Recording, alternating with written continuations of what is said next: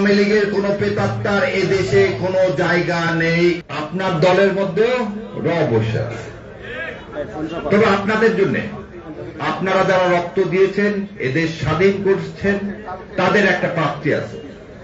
সে প্রাপ্তি হচ্ছে, আজ 55 বছরে ইন্ডিয়া কোনদিন বাংলাদেশের কোন রাজনৈতিক দলকে ভয় পায়নি, এবং ইন্ডিয়া কোনদিন ভাবেনি যে এদেশের স্বাধীনতা সার্বভৌমত্ব রক্ষায় কোন রাজনৈতিক দল এগিয়ে আসবে। আজকে ভারতের পররাষ্ট্র মন্ত্রণালয় পর্যন্ত বলে যে জামাতে ইসলাম ইন্ডিয়াতে কি করাইছে, আন্দোলন করাইছে। তাহলে এ থেকে প্রমাণ হয়, এদেশের স্বাধীনতা সার্বভৌমত্ব যদি কেউ রক্ষা করতে পারে, সেটাই বাংলাদেশ জামাতে ইসলামী এবং আমাদের আমির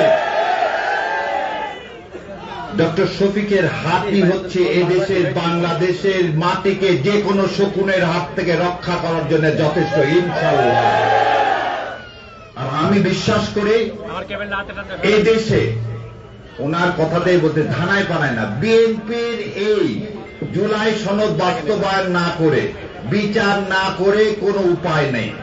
কিন্তু বিএনপি কি আওয়ামী লীগের মতো পরিণতি ভোগ করবে কিনা, এটা বিএনপির আজকে সিদ্ধান্ত নিতে হবে।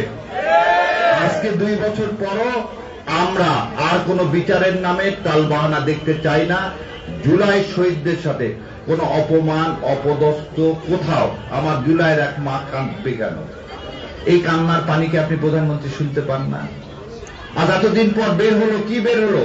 সাতক্ষীরায় জামাতের নেতাদের ঘর বাড়ি ওপার থেকে ইন্ডিয়ান সৈন্যরা এসে ভেঙে চুরে চুরমার করে দিয়ে গেছে। তাহলে একটা দলকে আর একটা দেশ এই দলকে অন করতেছে কেন?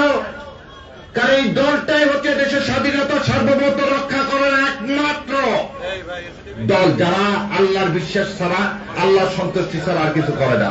আজকে তার দায়িত্বে আপনারা এসেছেন। আল্লাহ আমাদের সবাইকে কবুল করুক, এবং এই জমিনে আর কোন সন্তানকে যেন রক্ত দিতে না হয়, কোন সন্তানকে অন্ধ হতে না হয়। আওয়ামী লীগের কোন প্রেতাত্মার এদেশে কোনো জায়গা নেই, এই পরিষ্কার কথাটা মাননীয় প্রধানমন্ত্রী বুঝবেন, নাহলে আপনার পরিণতিও ওই একই রকম হবে। ধন্যবাদ আপনাদের সবাইকে। ইনশাআল্লাহ ইনকিলাব জিন্দাবাদ।